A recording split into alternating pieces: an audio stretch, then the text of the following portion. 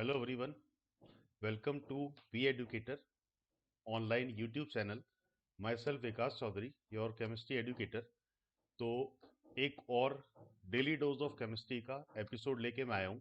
इसमें हम बात करेंगे ऑर्गेनिक के बहुत ही इंपॉर्टेंट एक कंसेप्ट न्यूक्लियोफिलिक स्ट्रेंथ और बेसिक स्ट्रेंथ में जो एक कंपैरिजन होता है, क्योंकि कई बार हम ये देखते हैं कि न्यूक्लियोफाइल और बेस ये ऑलमोस्ट एक जैसी डेफिनेशन से कैरी होते हैं। इनके जो एग्जांपल्स हैं वो भी सेम होते हैं, लेकिन इनसे रिलेटेड जो प्रॉब्लम्स हैं ये रिपीटेडली आपके एग्जाम्स में ऑर्डर ऑफ न्यूक्लियोफिलिक स्ट्रेंथ या बेसिक स्ट्रेंथ को लेके पूछी भी जाती हैं। तो उनको किस तरीके से सॉल्व किया जाए या कौन कौन सी प्रॉब्लम्स अपने एग्जाम में रेगुलरली रिपीट होती हैं, उनको सॉल्व करने का इलाज इस सेशन में आपको मिलेगा। तो स्टार्ट करते हैं टॉपिक से। तो सेक्शन अपना है nucleophilic strength versus basic strength.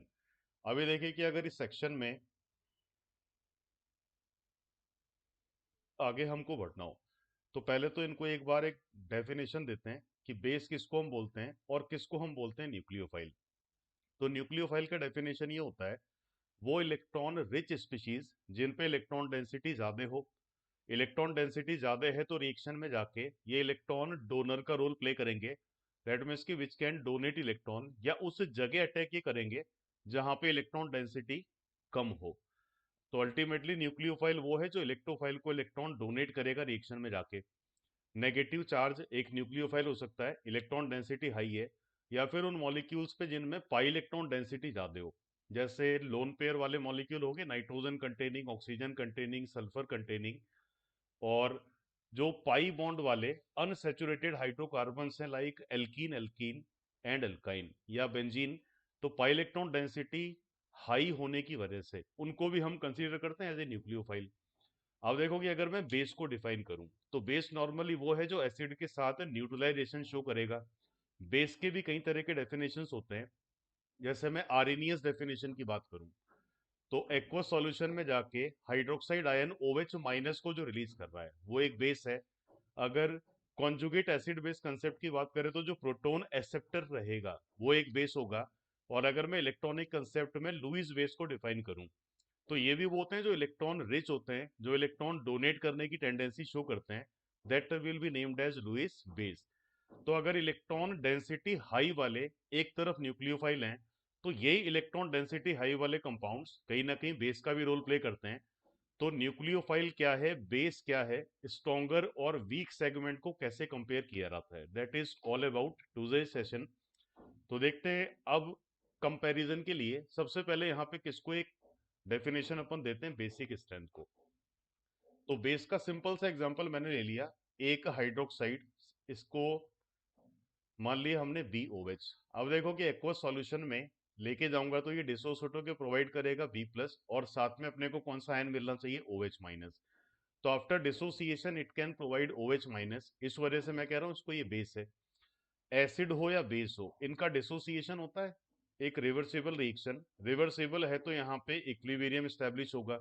और अगर इक्विलिब्रियम है तो इक्विलिब्रियम कांस्टेंट की भी मैं बात करूंगा। जो दो फॉर्म में आप डिफाइन करते हो, अगर लिक्विड है तो कॉन्सेंट्रेशन टर्म में Kc, और अगर गैसियस कंपाउंड है तो पार्शियल प्रेशर की टर्म में इसको हम बोलते हैं Kp। तो एसिड हो या बेस हो, अगर मैं एक्वस सॉल्यूशन में ले जा रहा हूं तो ये लिक्विड ही होगा। तो या तो इक्विलिब्रिया कांस्टेंट को मैं बोल पाऊंगा कि ये Kc है, और अगर ये बेस है तो इसको डिफाइन हम करते हैं इन फॉर्म ऑफ Kb। तो Kb हो गया आपका आयोनाइजेशन कांस्टेंट, और या फिर इसको हम क्या नेम देंगे, डिसोसिएशन कांस्टेंट। वैल्यू वाइज अगर फॉर्मुलाइज इसको किया जाए तो concentration of product, product side में आपका है कॉन्सेंट्रेशन ऑफ B+, और रिएक्टेंट साइड में अनडिसोसिएटेड रहेगा BOH। तो product concentration divided by reactant concentration, ये हमने एक फॉर्मूला बना लिया Kb का। अब देखो कि आयोनाइजेशन कांस्टेंट से अगर मैं बेसिक स्ट्रेंथ को रिलेट करूं तो सिंपल एक ही तरीका है कि बेसिक स्ट्रेंथ किसके प्रोपोर्शनली कंसीडर हमेशा होता है, आयोनाइजेशन कांस्टेंट के। तो जितना ज्यादा केवी का वैल्यू मिलेगा कहीं ना कहीं उतना ही ज्यादा बेसिक स्ट्रेंथ हो जाना चाहिए। और जो अभी हमने फॉर्मूला लिखा था उसके बिहाफ पे KV is proportional to concentration of B+ and concentration of OH-N। तो ये जो स्क्वायर ब्रैकेट में लिखा हुआ है ये कहीं ना कहीं मोलर कॉन्सेंट्रेशन को डिफाइन कर रहा है, जिसको हम बोलते हैं moles per litre. That means की मोलरिटी हो गया। और ये जो बी प्लस है ये भी मोल्स पर लीटर हो जाना चाहिए। अगर हम डिग्री ऑफ डिसोसिएशन की भी बात करेंगे तो केबी का एक मैथमेटिकल एक्सप्रेशन होता है अल्फा स्क्वायर सी बाय 1 - अल्फा। तो यहाँ पे अल्फा रहेगा डिग्री ऑफ डिसोसिएशन और सी है molar concentration moles per litre में। और देखो कि डिसोसिएशन के बाद अगर मैं OH माइनस के लिए कॉन्सेंट्रेशन निकालूंगा तो ये सी अल्फा हो जाएगा, और सी अल्फा हो जाएगा तो फाइनली मैं किसका कैलकुलेशन कर पाऊंगा, पीएच एंड POH। तो ये सारे पार्ट हमने कहीं ना कहीं आयनिक और केमिकल इक्विलिब्रियम में फिजिकल केमिस्ट्री में पढ़े भी होंगे। तो अब अगर मैं अल्टीमेटली बात करूं कि बेसिक स्ट्रेंथ क्या है या किन फैक्टर पे ये डिपेंड करता है, तो सिंपली कहा जा सकता है कि बेसिक स्ट्रेंथ डिपेंड करेगा डिग्री ऑफ डिसोसिएशन पे। डिग्री ऑफ डिसोसिएशन का मतलब जितना ज्यादा डिसोसिएट होगा स्ट्रॉन्गर हो जाएगा। ये डिपेंड करेगा मोलर कॉन्सेंट्रेशन सी पे, मोल्स पर लीटर में। ये डिपेंड करेगा सॉल्वेंट के नेचर पे। ये डिपेंड करेगा कॉमन आयन इफेक्ट पे। और अगर मैं इसको एक्सप्रेस कर रहा हूँ तो एक्सप्रेस करने के लिए जो स्केल होता है एसिडिक बेसिक का, एक पीएच और एक स्केल क्या हो जाएगा, POH। तो ये सारी कहानी हो गया बेसिक स्ट्रेंथ का। अब देखो कि अगर मैं देखूं कि बेसिक स्ट्रेंथ किस तरह का प्रॉपर्टी है, तो केमिस्ट्री को नॉर्मली अपन दो पार्ट में डिवाइड करते हैं। कुछ प्रॉपर्टीज जो टेम्परेचर से कंट्रोल्ड होती हैं उनको हम बोलते हैं थर्मोडायनेमिक प्रॉपर्टी, और कुछ ऐसे प्रॉपर्टीज हैं जो टाइम से रिलेट होते हैं, that will B kinetic property.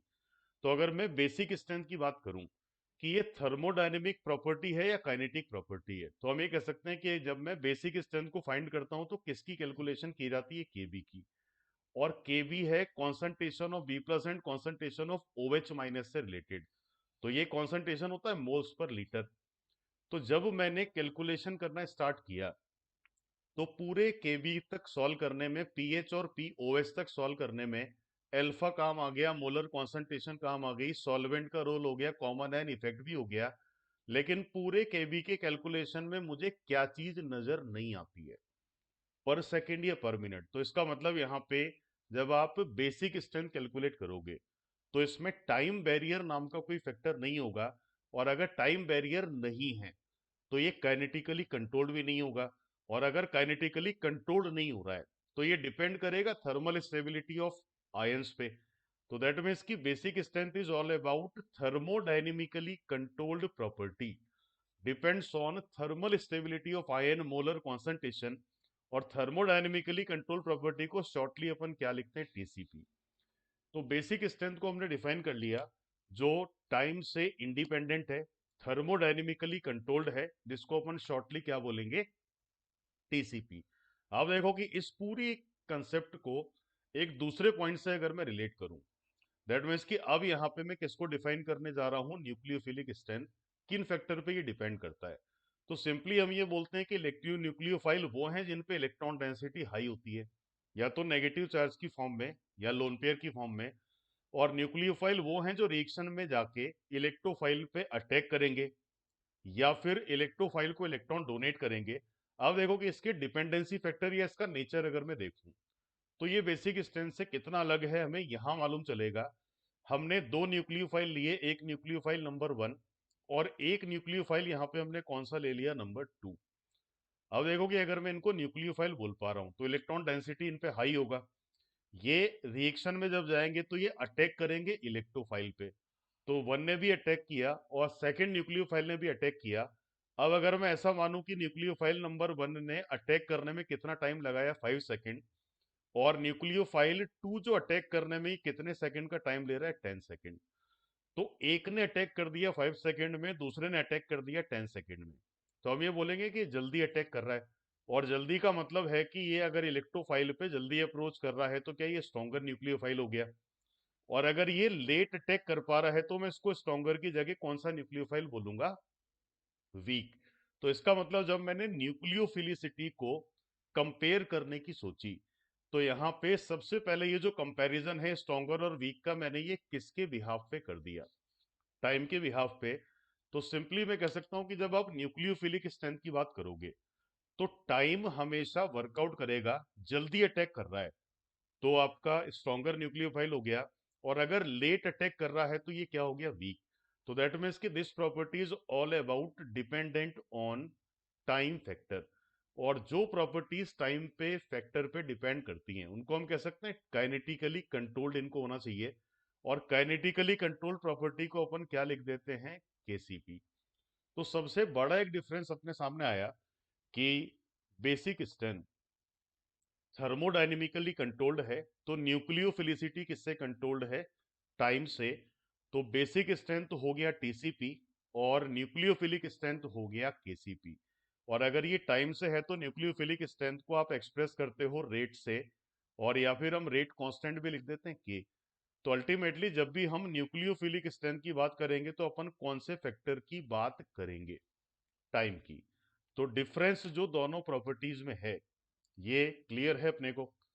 तो इस डिफरेंस को किस तरीके से आपके न्यूमेरिकल्स में कन्वर्ट किया जाता है, कैसे इन दोनों के बीच में कंपैरिजन वाले क्वेश्चन बनते हैं, किन फैक्टर पे न्यूक्लियोफिलिसिटी डिपेंड करेगा, किन फैक्टर पे बेसिक स्ट्रेंथ डिपेंड करेगा, ये बिल्कुल जो कल आपका लेक्चर आएगा डेली डोज का, उसमें हम कुछ प्रैक्टिस प्रॉब्लम भी करेंगे और साथ में कुछ शॉर्टकट भी लिखेंगे जो आपके न्यूक्लियोफिलिसिटी और बेसिसिटी पे बेस्ड प्रॉब्लम्स सॉल्व करने में काम आते हैं।